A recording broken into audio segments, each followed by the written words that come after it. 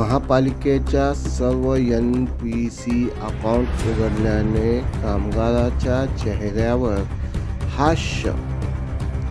सोलापूर महानगरपालिकेचे कर्तव्यदक्ष मुख्य लेखा वित्त अधिकारी डॉक्टर राजरत्न जवळगीकर यांनी सोलापूर महापालिकेच्या सर्व NPC कर्मचाऱ्यांचे स्वतंत्र अकाउंट उघडून त्यामध्ये त्यांची देय रक्कम जमा करून कामगारांच्या चेहऱ्यावर हास्य निर्माण केले आहे. त्यामुळे मलेरिया विभाग कामगार संघटनेच्या वतीने अध्यक्ष दिलावर मणियार यांच्या हस्ते सत्कार करण्यात आले.